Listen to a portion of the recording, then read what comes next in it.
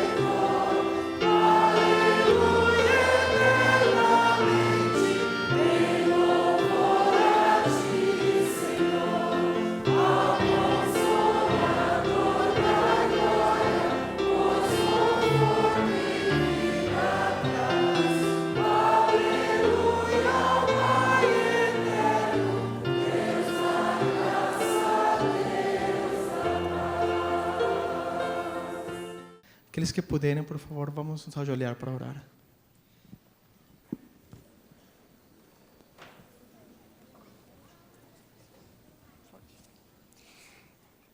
Querido Deus, muito obrigada por este dia, pelo sábado, pelos vovós, pelas vovós e principalmente os pais e pelas mães. Obrigada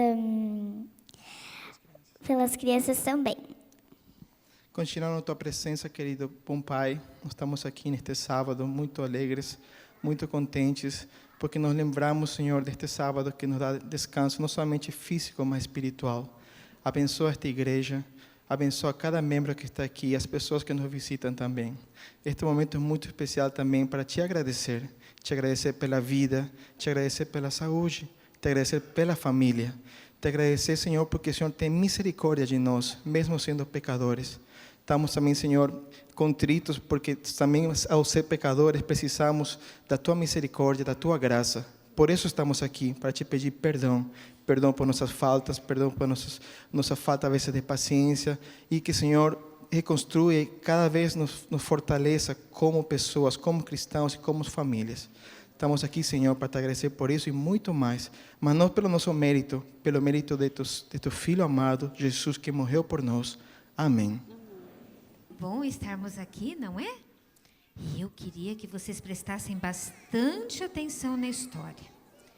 Olha o que eu tenho aqui. Um coração. Esse coração tá limpo? Tá limpinho esse coração. Ele é branco aqui, tá branco, mas tá limpo, né? O nosso é vermelho, é verdade. O nosso é vermelho. Então, olha só. Esse coração tá limpinho. E é assim que Jesus sempre deixa o nosso coração. Sabe de uma coisa? Quando Jesus viveu aqui neste mundo, começou um problema. Ele tinha as pessoas que gostavam dele e sabiam que ele era o quê? Jesus, o Filho de Deus. Mas tinham aquelas pessoas que não acreditavam que Jesus era o Filho de Deus. Eles falavam, ele é mentiroso, ele é um impostor. Mas tinham aqueles que falavam, ele é o Senhor. Viram os milagres que Jesus fez, viram as coisas que Jesus fez de bom para as pessoas. Viram como ele se comportava bem e acreditavam que ele era o Filho de Deus. Mas aí começou aquela briga daqueles que não achavam que ele era Deus. E aqueles que eram amigos deles, sabe os 12 discípulos? Muitos deles começaram a ficar com medo. Sabe quando você fica com medo assim, que você está perto de um amigo que fez uma coisa errada? Assim que eles se sentiram, mas Jesus não tinha feito nada de errado. E aí, Pedro gostava muito de Jesus, mas ele começou a ficar com medo. E olha o que aconteceu, gente. Quando alguém chegou e perguntou para Pedro, Pedro, você conhece aquele homem? Olha só o que Pedro falou. Não conheço aquele homem. Pedro falou que não conhecia, Pedro mentiu. Aí uma outra vez, falaram assim para ele, olha, aquele Pedro ali anda com aquele que se diz Jesus. E Pedro mais uma vez falou o quê? Não conhecer, eu não conheço Jesus. E mais uma vez, Pedro, o que ele fez? Negou Jesus. Falou que não conhecia Jesus. Aí daquele coração limpo que tinha, ó como é que ficou? O que aconteceu? E cada mentira, cada coisa errada, desobediência que Pedro fazia e que nós fazemos também, o que acontece? Vai sujando o nosso coração, furando o nosso coração. Mas Jesus, sabe o que Jesus faz? Olha o que Jesus faz. Ele, com o seu amor, ele limpa o nosso coração. Ele deixa o nosso coração de novo como? Limpo. É a graça de Jesus. Jesus nos perdoa. Sabe aquela musiquinha do sabão? Vamos cantar aquela musiquinha do sabão? A Nathalie vai me ajudar, minha filha vai me ajudar. Quero ver todo mundo cantando bem bonito. Deixa eu ver quem que vai cantar. O sabão lava meu pezinho, lava meu rostinho, lava minhas mãos. Mas Jesus, para me deixar limpinho, quer lavar meu coração. Quando mal faz uma manchinha, eu sei muito bem quem pode me limpar. É Jesus, para me deixar limpinho, quer meu coração lavar.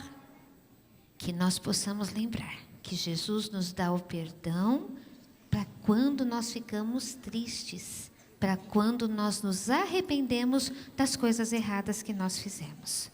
Vamos orar para Jesus nos ajudar? Junta as mãozinhas, fecha os olhinhos e nós vamos orar. Querido Jesus, nós pedimos a Ti, Senhor, que sempre que errarmos, possamos nos arrepender. Que Seu Santo Espírito toque em nosso coração e que nós possamos sempre olhar para Ti. Nos dê um sábado bem feliz. Em nome de Jesus, amém. Bom sábado e pode voltar com o papai e a mamãe, tá bom?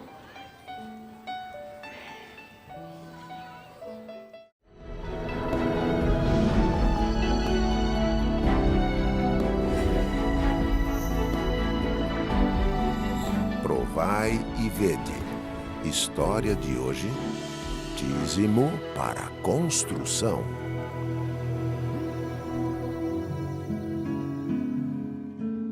Quando eu entrei para a igreja, a vida era muito sofrida. O trabalho era braçal e por isso era muito cansativo. curioso é que eu era um bom profissional e tinha muito trabalho. O que eu oferecia à minha família era uma casa humilde, velha e sem condição de moradia.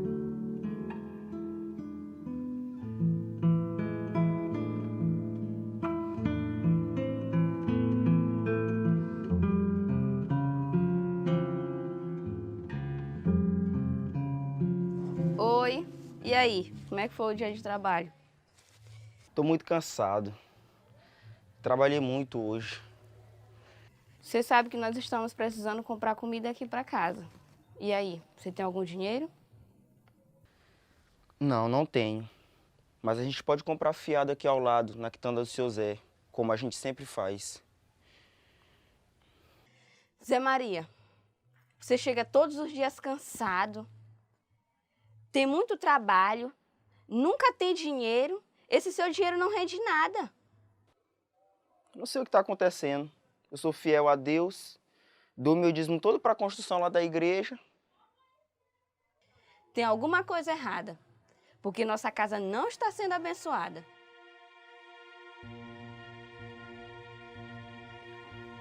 Irmão Zé Maria, irmã Conceição, eu sou ancião da área de mordomia cristã, estou visitando alguns lares, dando algumas orientações. Eu gostaria de saber como é que está a vida espiritual da família, do irmão. Tá mais ou menos. Ando meio cansado, trabalhando muito. Mas eu não sinto as bênçãos de Deus aqui na minha casa. Mas eu tenho sido fiel. Eu entrego meu dízimo inteirinho todo mês lá para a construção da igreja. Irmão, você não pode transformar o seu dízimo em oferta. Cada um tem o seu objetivo. Se você continuar desta forma, Deus não irá lhe abençoar. Então quer dizer que eu estou devolvendo o dízimo de forma errada? Irmão Zé Maria, eu vou lhe fazer um desafio. Entregue o seu dízimo como dízimo, a sua oferta como oferta. E vamos ver qual a resposta de Deus para a sua vida.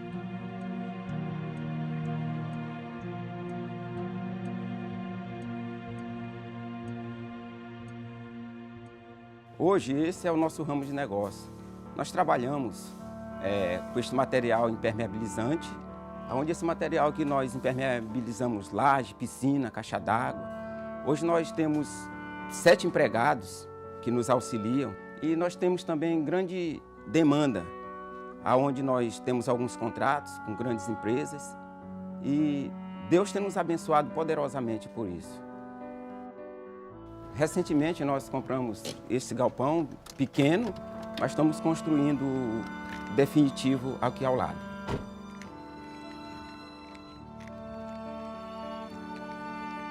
José Maria e Conceição construíram uma casa muito confortável, possuem uma família estruturada e trabalham juntos com os 2 filhos da empresa que montaram.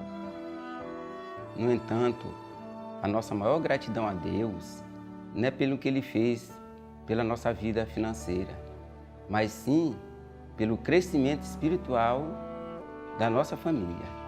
As coisas estranhas que aconteciam na nossa casa, principalmente comigo, algumas perturbações espirituais, isso tudo acabou. Hoje nós temos paz no nosso coração, a nossa família é mais unida, nós temos a responsabilidade de fazer o nosso culto doméstico todos os dias, não negligenciamos de forma alguma.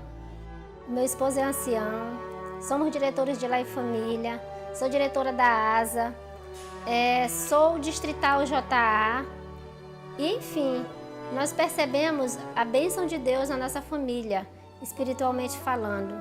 Consegui formar em pedagogia, os nossos filhos são universitários e eu acredito que Deus ainda tem muitas bênçãos a oferecer à nossa família.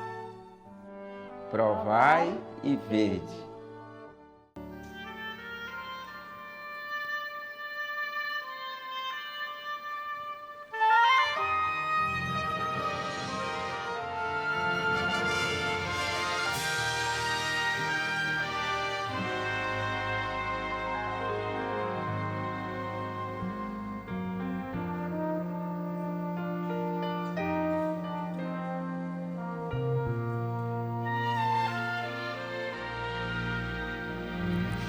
Eu vivi tão longe de Jesus, desprezei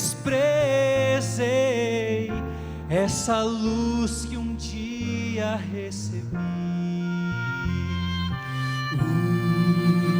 O Senhor de mim teve compaixão, foi o seu amor que inundou meu ser e uma nova vida começou.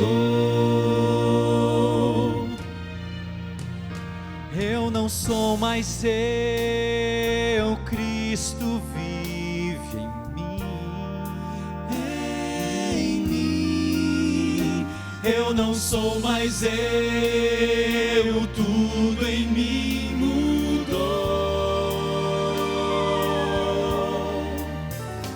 Quando encontrei a Jesus meu Rei, um milagre aconteceu.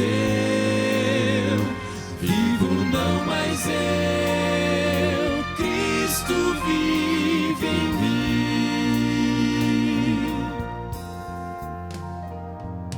Tu, meu Deus, completamente sou. Me escondi em sua graça, em seu querer. Hoje sei quem sou e também quem fui. Vivo no amor que me resgatou e lhe rendo glórias, ó Jesus. Eu não sou mais eu, Cristo vive em mim. Eu não sou mais eu, tudo em mim mudou. Quando encontrei a Jesus meu Rei, um milagre aconteceu. Vivo não mais eu, Cristo vive em mim. Quem eu era já não sou. O passado já se foi. Vivo agora na alegria do Senhor. Se o pecado me chamar, se ele me chamar, insistindo em convidar, eu direi: morri pro mundo, Cristo vive em meu lugar. Se o pecado me chamar, se ele me chamar, insistindo em convidar, eu direi: morri pro mundo, Cristo vive em meu lugar.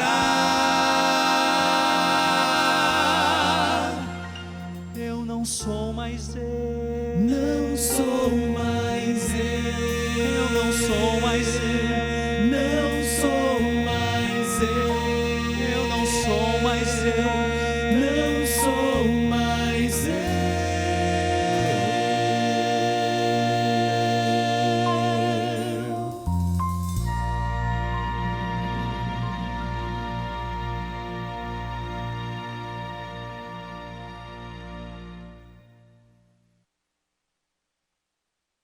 Evangelho de João, capítulo 21.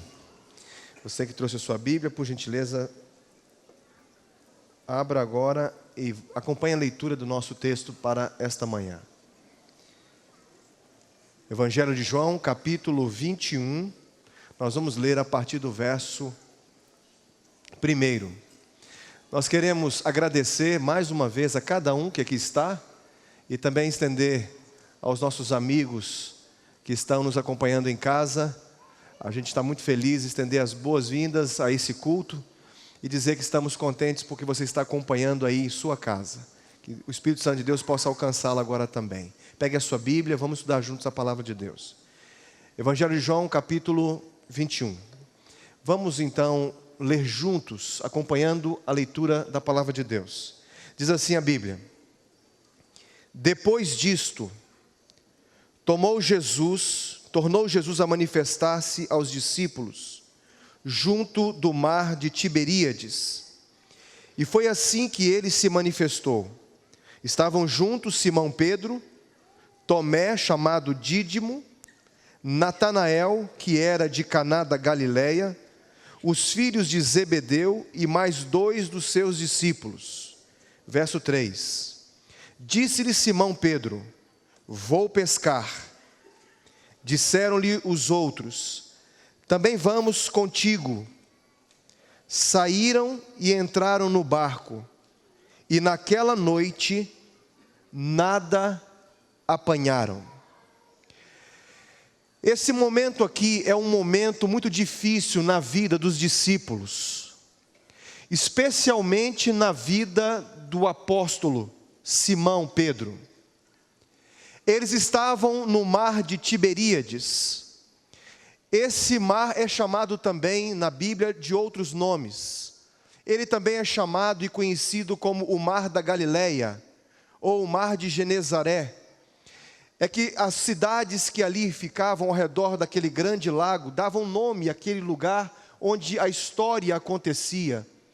Então, nesse caso aqui, eles estavam em Tiberíades, e por isso o mar de Tiberíades. Os discípulos estavam preocupados como seria o cristianismo a partir daquele momento. Jesus havia sido crucificado, mas ele havia ressuscitado. Mas agora os discípulos não tinham aquele incentivo da presença física de Cristo com eles. E essa aqui é a terceira aparição de Jesus.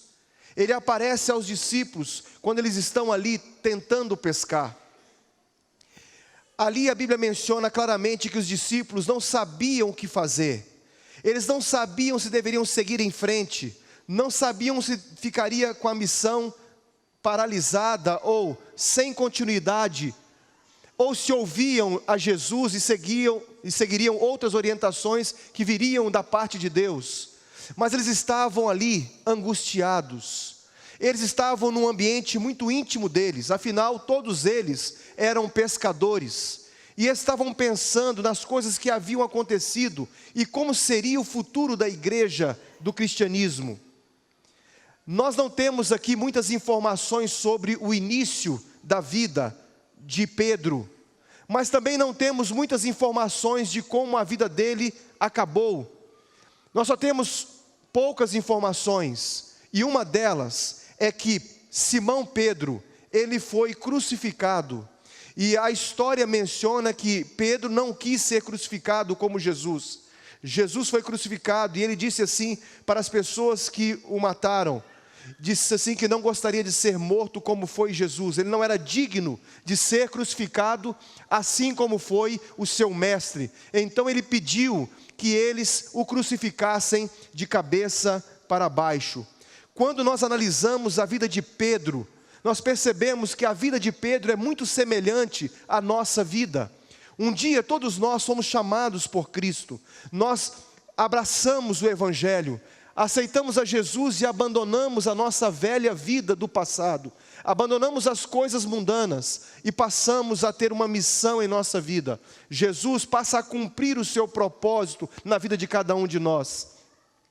E na vida de Pedro, para que ele pudesse ser forjado como um servo, como um verdadeiro discípulo, ele teve que passar por um ciclo, e esse ciclo envolvia primeiro o preparo. Pedro foi preparado para ser um discípulo. Jesus trabalhou na vida de Pedro durante todos os momentos da sua vida, mas ele também passou por um outro momento, por uma outra etapa, que era o chamado. Jesus fez a ele um chamado, e finalmente, como todos nós somos pecadores, e erramos, e fracassamos, e caímos, e levantamos, Jesus sabia que também Pedro precisava de reabilitação, e Jesus perdoou Pedro na sua vida. Simão era filho de Jonas, um nome grego. Simão era o nome grego. Alguns dizem que esse nome Simão veio do nome Simeão, que era o nome hebraico. Alguns creem que o nome Simão, que é um nome grego, realmente não sofreu nenhuma alteração e sempre foi Simão. Mas Jesus, quando teve um contato com Pedro, que na época era Simão, Jesus trocou o seu nome, mudou o seu nome, e disse que a partir daquele momento ele não seria mais chamado Simão, que tinha a ver com a pescaria, ele era o pescador da Galileia, mas que a partir daquele momento o seu nome seria Cefas, que em aramaico significa lasca de uma rocha, ou pedaço de uma rocha, e que em grego é Petros, pedra. Interessante que quando Jesus, ele apresenta na Bíblia como a sua igreja foi estabelecida, ele disse para Pedro que ele iria estabelecer a sua igreja sobre a rocha, e essa rocha é Cristo, que é a rocha dos séculos. Mas o nome Cefas significa uma lasca de rocha. Então Jesus disse que Jesus iria estabelecer a sua igreja sobre a rocha verdadeira que é Cristo. Ele disse: você é Cefas, você é uma lasca, um pedaço de uma rocha, mas sobre esta rocha, sobre esta pedra, e aí a Petra, eu estabelecerei a minha igreja. Então a igreja de Cristo, ela está estabelecida não em um homem, em um líder religioso, mas sobre Cristo, Jesus, que é a rocha dos séculos. Cuma defende a tese de que o termo Bar-Jonas é o diminutivo de Jonas no original. É interessante que às vezes eles chamam de Pedro, Simão Pedro, filho de Jonas. Mas ele é apresentado também no quarto evangelho, em João, como filho de João. Pedro nasceu em Betsaida, que significa cidade dos pescadores. Pedro nasceu em Betsaida, mas muito cedo, não sabemos quanto tempo depois, ele foi para Cafarnaum e ali ele fez a sua residência, se radicou ali e ficou muitos anos.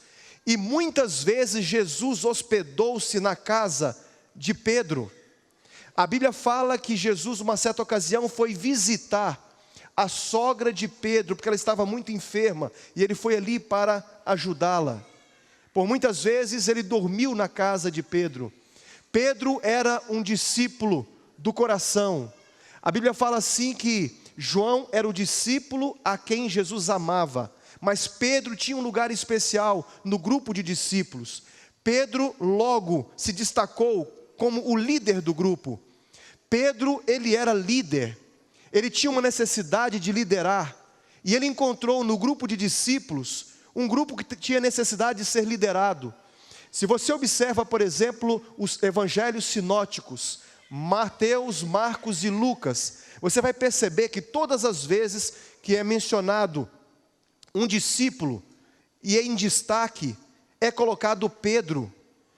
Todas as vezes que aparece uma lista dos discípulos, em Mateus, Marcos e Lucas, Pedro sempre é colocado no início da lista. Pedro era um líder natural. Pedro, quando ficou sabendo que Jesus havia ressuscitado, ele e os outros discípulos, diz a palavra de Deus que Pedro e João correram e foram até o sepulcro para ver Jesus. E João era mais novo, ele tinha um preparo físico melhor, e Pedro já era mais velho. Diz a Bíblia que João começou a correr juntamente com Pedro, mas Pedro não conseguiu acompanhar o discípulo João. E diz a palavra de Deus que quando João chegou ali no sepulcro, ele não entrou dentro do sepulcro, ele ficou aguardando até que chegasse Pedro, para que Pedro pudesse entrar primeiro. Parece-me que de alguma forma ele tinha um respeito dos demais discípulos. Ele falava em nome do grupo. Uma certa ocasião, quando Jesus curou uma mulher enferma, que havia 12 anos vinha sofrendo de uma hemorragia. A Bíblia menciona que quando Jesus sentiu que dele saíra poder, ele perguntou: quem me tocou nas vestes? E Ellen White fala assim, que o discípulo que respondeu em nome do grupo, falando em nome do grupo, foi Pedro. Pedro disse assim: Senhor, a multidão te aperta, te comprime e pergunta quem foi que te tocou, como vamos saber? Mas ela disse assim, que ele falou o que todos os outros queriam dizer. Pedro respondia pelos discípulos, ele era um líder. Naquele tempo, as pessoas colocavam os nomes nas pessoas com a preocupação do conteúdo do seu significado. Hoje, por exemplo, quando as pessoas colocam os nomes nos filhos, normalmente não se preocupam com o significado e o conteúdo do nome. É muito comum hoje você escolher um nome baseado na sonoridade desse nome. Ou então porque assistimos alguma coisa na televisão e nos simpatizamos com o nome, e então colocamos o nome na pessoa, ou na criança.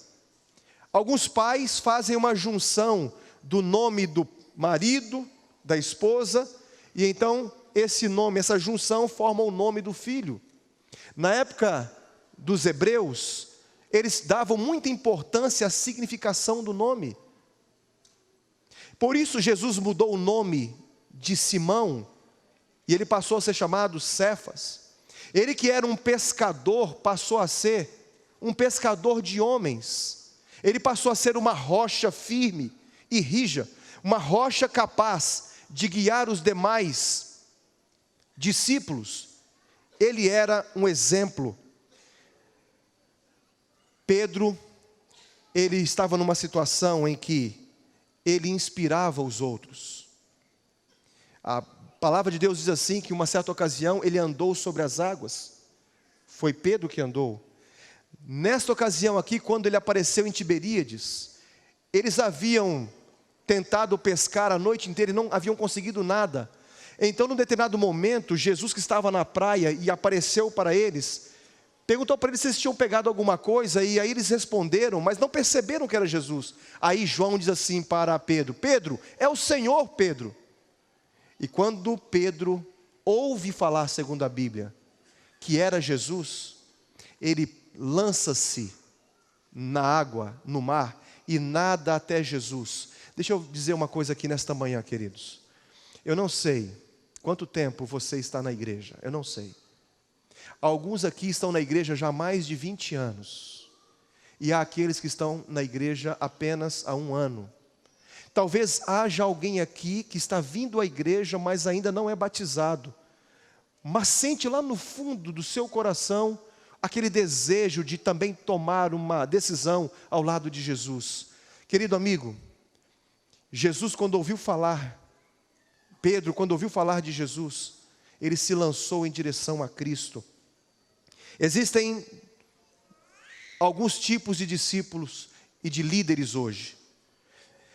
As pessoas preferem e mencionam que existem os líderes intelectuais, existem os líderes sociais, e existem os líderes realizadores, ou quem sabe, aqueles que são, me fugiu o nome agora, empreendedores. Mas alguns dizem que na verdade só existem 2 tipos de líderes: o líder informal e o líder formal. O líder informal é aquele líder natural, é o líder espontâneo, é o líder em que o grupo mesmo elege. Esse é o líder informal, espontâneo. E existe o líder formal, que são os oficiais, os designados, aqueles que são colocados para serem chefes. Pedro era um líder natural. Não havia uma hierarquia entre os discípulos. Jesus não deu funções para um e para outro. Mas eles, num determinado momento, começaram a discutir entre eles quem seria o maior no reino de Deus. Mas não havia. Mas havia uma liderança natural. Na pesca maravilhosa, é interessante que a Bíblia diz assim que os discípulos estavam lavando as redes. Todos estavam pescando e estavam lavando as redes. Mas é dito que Jesus entra em um dos barcos. E que barco era esse? O barco de Pedro. E ali, ele dá uma orientação para Pedro. Ele diz assim: Simão, faze-te ao mar alto e lançai as redes para a pesca. Ele falou com Pedro, mas na verdade ele estava falando para o grupo. Mas ele se dirigiu a Pedro. E interessante que Pedro também sabia que ele representava o grupo. E a Bíblia diz assim que Pedro mencionou assim: mestre, trabalhamos a noite toda e nada apanhamos, mas sobre a tua palavra eu lançarei as redes. Pedro sabia que ele representava o grupo. Pedro tinha uma necessidade de liderar. E os discípulos tinham uma necessidade de terem um líder para liderá-los. No relato bíblico, Pedro sempre é colocado como destaque pelos autores. Deixa eu dizer uma coisa. Aqui num livro chamado Pedro de Betsaida, na página 47, é dito o seguinte: se o líder é destacado, elogiado nas vitórias e nos bons posicionamentos do grupo que representa, ele também é traumatizado e representado nos momentos de derrota do mesmo grupo. Como líder, absorve elogios e como líder, absorve repreensões, mas é sempre líder.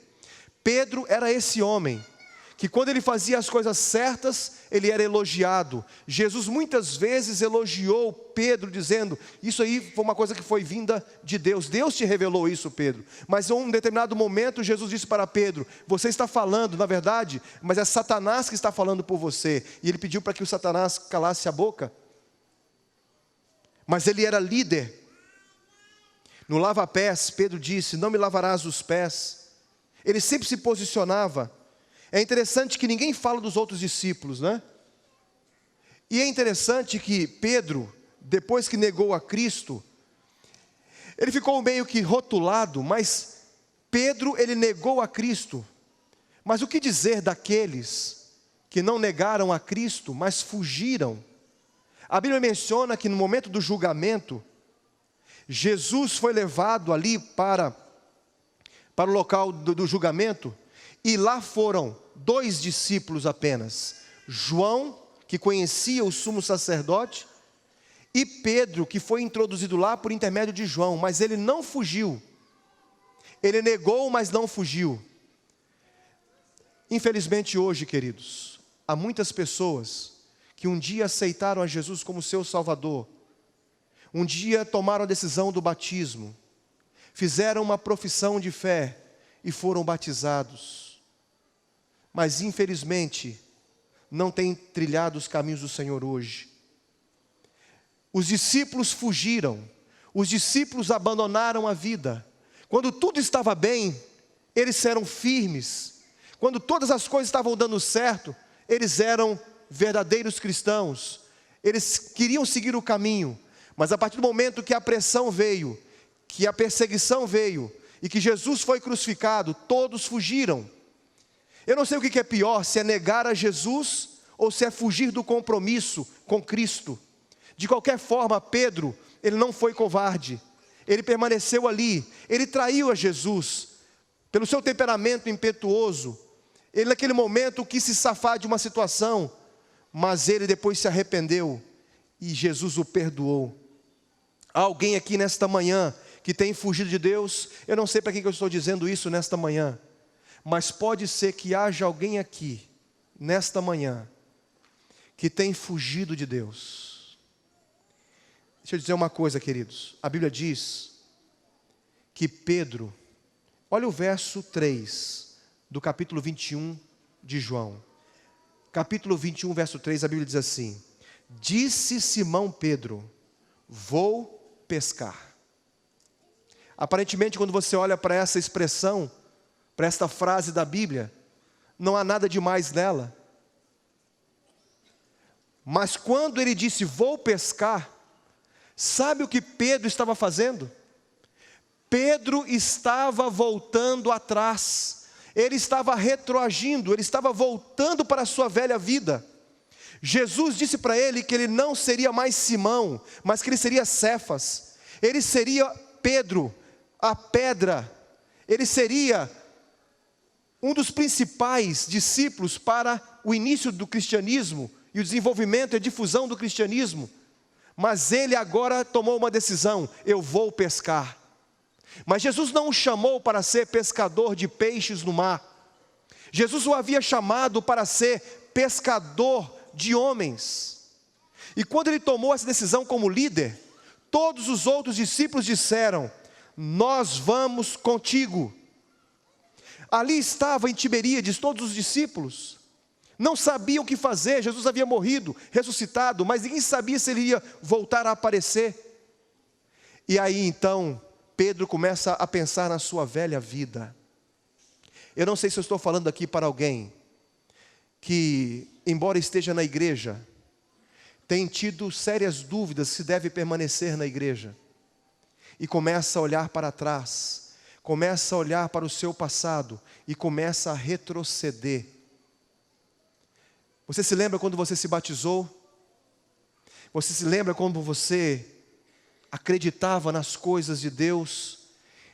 Se lembra como você obedecia todos os mandamentos de Deus sem a preocupação, ou com a preocupação de não quebrar uma norma importante da lei, dos preceitos divinos? E você pregava o evangelho, contava para as pessoas o que Deus tem feito ou fazia em sua vida? Será que nós estamos vivendo o mesmo amor do início? Pedro já não estava mais conseguindo viver aquele primeiro amor, aquele momento especial que tinha Jesus juntamente com ele. E Pedro começou a pensar na sua velha vida, no seu passado, na sua profissão de pescador. Mas a Bíblia diz aqui no verso 3, eles disseram: nós vamos contigo. E a Bíblia diz que eles saíram e entraram no barco. E naquela noite, o que a Bíblia diz? Nada apanharam. Amigo, você pode abandonar a Jesus. Você pode viver longe de Cristo. Você pode decidir não obedecer aos seus mandamentos. E você pode conseguir muitas coisas na sua vida. Se você abandonar a Jesus e voltar a pescar, como Pedro, em busca apenas de peixes no mar, você pode conseguir muitas coisas. Você pode conseguir ser rico. Você pode conseguir ser famoso. Você pode conseguir tudo aquilo que você desejar, menos uma coisa. Somente uma coisa você não vai conseguir sem Jesus: a felicidade. Pedro precisava satisfazer os anseios mais profundos da sua alma, mas ele foi atrás das suas necessidades, pensando que conseguiria atender e satisfazer as suas necessidades emocionais através de uma pescaria, pegando apenas peixes. Mas Jesus o havia chamado para ser pescador de homens. Simão, pescador, agora ele se transformava novamente em um pescador, e não numa rocha. Depois de ter negado a Cristo, a Bíblia menciona que uma certa ocasião ele disse assim: Senhor, eu jamais te negarei, e se eu tiver que perder a minha vida, eu a darei, mas eu nunca vou te negar. E Jesus disse para ele: Pedro, antes que o galo cante, você me negará 3 vezes. Ele disse: jamais, Senhor. E se você olhar lá em Lucas, no capítulo 22, acompanhe conosco, Lucas capítulo 22.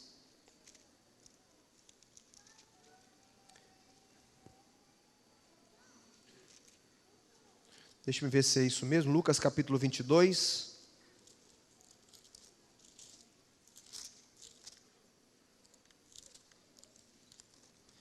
Lucas capítulo 22, versos 61 e 62. Veja só o que aconteceu quando Jesus estava sendo julgado. Diz a Bíblia, Lucas 22, verso 61. Então, voltando-se o Senhor, fixou os olhos em Pedro, e Pedro se lembrou da palavra do Senhor, como lhe dissera: hoje 3 vezes me negarás, antes de cantar o galo. Diz a Bíblia no verso 62, então Pedro, saindo dali, chorou amargamente. Amigo querido, Eu espero que você saia nesta manhã daqui da igreja. E você vá para sua casa. E se for necessário, que você chore amargamente. Jesus nunca vai abandonar você. Jesus poderia ter abandonado Pedro. E Jesus agora se encontra com Pedro. E Jesus faz 3 perguntas. Ele recebe 3 respostas. E ele faz 3 observações. A pergunta que ele faz a Pedro é: Pedro, você me ama, Pedro? E eu pergunto nesta manhã a você, querido amigo que está aqui, meu querido jovem, a pergunta que Cristo faz para você nesta manhã é: filho, você me ama de verdade? Pedro pensava que amava Jesus, mas Jesus teve que perguntar para ele 3 vezes: você me ama, Pedro? Você me ama, Pedro? Verdadeiramente você me ama? Eu lhe pergunto, querido amigo, você ama Cristo? Verdadeiramente você ama Jesus? Pedro disse assim: Senhor, tu sabes que eu te amo. Ele perguntou 3 vezes para quebrar o orgulho de Pedro, a sua altivez. Pedro precisava compreender que o seu amor ainda não era um amor maduro. Pedro não poderia ser apaixonado por Cristo, queridos. Pedro não poderia ter paixão por Jesus, uma coisa somente sentimental. Ele tinha que amar a Jesus com a sua razão. O amor a Cristo é uma escolha. Talvez você não sinta vontade de fazer tudo aquilo que Deus pediu para que você pudesse fazer. Mas assim como nós amamos as nossas esposas, e as esposas amam os maridos, assim como amamos os nossos filhos, e esse amor é uma decisão que tomamos, independente das circunstâncias. Jesus pergunta para Pedro: Pedro, tu me amas? É interessante que no original grego, o autor deste livro, de João, ele colocou algumas palavras para nos ensinar algumas lições importantes. Ali no grego, quando Jesus pergunta assim para Pedro: Pedro, tu me amas? Esta palavra no original é a palavra ágape, que é uma forma de traduzir a palavra amor.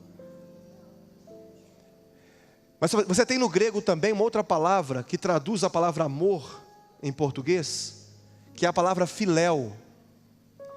Ágape é o amor de Deus, é o amor sublime, é o amor perfeito, é o amor que nunca falha. Filéu é o amor fraternal, é o amor de amizade, é o amor que um pai tem por um filho, é o amor que um filho sente pelo irmão. E há uma outra palavra grega para a palavra amor, que é a palavra eros, de onde veio a palavra erótico, que depois teve uma conotação muito negativa por causa do que se faz hoje, do que acontece. Mas é o amor entre um homem e uma mulher, o amor físico de um homem e uma mulher. Quando Jesus pergunta para Pedro: Pedro, tu me amas? A propósito, Jesus pergunta para ele: Pedro, tu me amas com o amor ágape? A segunda vez que Jesus pergunta para ele assim: Pedro, você me ama com o amor ágape, com o amor sublime? E na terceira vez, a palavra que aparece no texto original é a palavra filéu. Pedro, você me ama com amor fraterno? Interessante que Jesus falou filéu na última pergunta, mas durante todas as 3 perguntas, no original, a resposta é eu filéu. Pedro não teve condições de dizer que amava com o amor de Deus, porque ele sabia que ele dependia de Cristo para amar como Deus amou. E ele então disse: já que você me ama com amor filéu, agora que você me ama com amor maduro, então apacenta as minhas ovelhas, cuida do meu rebanho. Querido, Jesus quer e deseja que você o ame verdadeiramente. e que as suas decisões sejam pautadas num amor, não apaixonado, mas num amor consciente. Há alguém aqui nesta manhã que se sente desesperado? Há alguém aqui nesta manhã que se afastou dos caminhos de Deus, que já não tem vindo à igreja há algum tempo, mas que por algum motivo veio aqui hoje e sentiu Jesus tocando no coração? Há alguém aqui que não é batizado, mas tem vindo à igreja, mas sente que precisa fazer um concerto com Deus, sente que tem sido um Pedro? Há alguém aqui que tem vivido uma perplexidade em sua vida? Há uma pessoa aqui que já não está conseguindo mais andar com passos firmes? Há alguém aqui que por causa do fato de estar retroagindo e voltando à vida do passado, assim como Pedro, voltando a pescar peixes no mar, ao invés de ser pescador de homens? Há alguém aqui que tem procurado justificativas para poder aplacar a sua própria consciência, quando na verdade, no fundo, você sabe que somente uma coisa pode satisfazer a sua vida e trazer a você plena felicidade? Há alguém que gostaria de se posicionar dizendo: Senhor, eu me rendo aos teus pés. Quando Jesus olhou para o olhar de Pedro, com aquele olhar de amor, Pedro não conseguiu permanecer ali. Quando ele negou a Jesus 3 vezes, o galo cantou, Jesus olhou para ele com aquele olhar de amor. Pedro saiu dali e chorou amargamente por toda a noite. Se você é capaz de chorar, chore nesta manhã, mas não deixe de olhar para Jesus. Nós vamos ouvir agora uma música. Se há alguém aqui nesta manhã que está afastado da igreja, e esse convite é um convite assim, muito especial, porque a mensagem desta manhã não foi preparada por acaso, porque Deus quis que fosse assim. Se há alguém aqui que está fora da igreja de algum tempo, não está vindo mais, mas sente o desejo de se reconciliar com Cristo nesta manhã, ou se há alguém aqui que ainda não foi batizado e deseja tomar esse passo na sua vida espiritual, ou se há alguém que já é batizado há algum tempo, mas sente que precisa de uma renovação espiritual, ao ouvir esta música, eu gostaria que você ficasse em pé, e no final eu gostaria de fazer uma oração especial por você. Onde você estiver, você pode ficar em pé. Eu quero humildemente orar por você, para que Deus o fortaleça. Amém.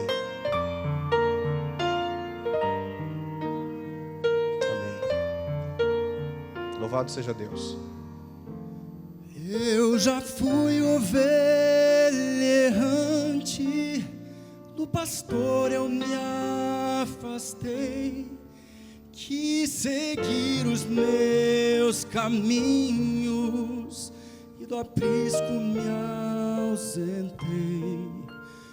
Foi um passo após o outro, sem notar eu me perdi, e já era noite escura, quis voltar, não consegui, e cercou-me o desespero, tive medo de morrer, pois o frio congelava, não podia me mover, porque fui assim tão longe, que tolice cometi.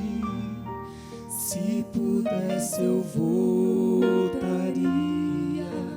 para nunca mais sair.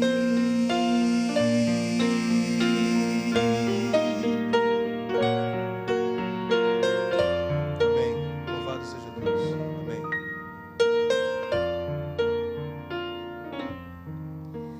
De repente ouvi ao longe uma voz tão familiar, era o meu pastor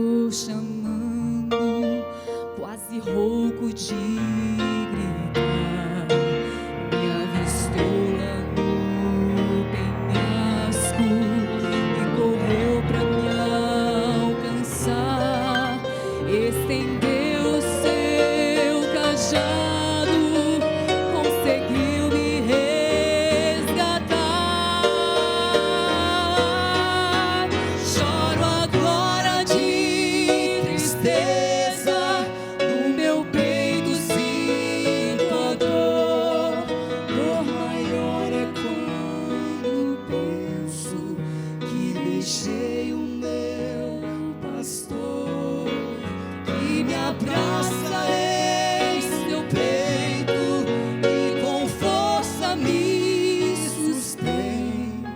Seu amor então me acalma e me faz sentir tão bem. Seu amor então me acalma e me faz sentir tão bem.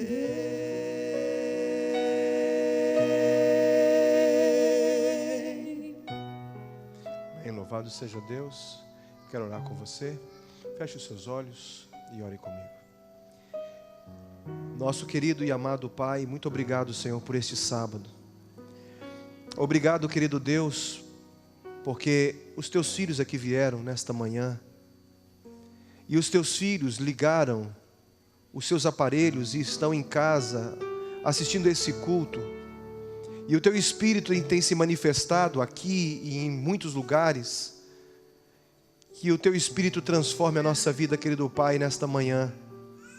Nós não queremos voltar à nossa velha vida do passado e nem queremos ter dúvidas daquilo que nós abraçamos e da missão que recebemos do Senhor. Nós não queremos fazer como Pedro, voltando a pescar peixes no mar, quando deveríamos estar pensando em sermos pescadores de homens. Mas apesar de não desejarmos isso, muitas vezes é assim que nós nos procedemos, querido Pai. Por isso, querido Deus, tenha misericórdia da gente. A gente precisa muito rever os nossos conceitos e as nossas prioridades.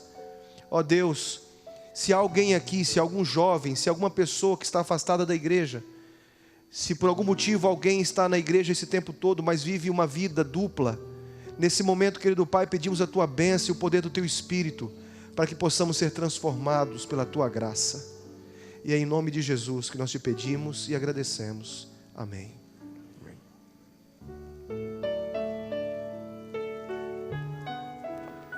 Fiquemos em pé.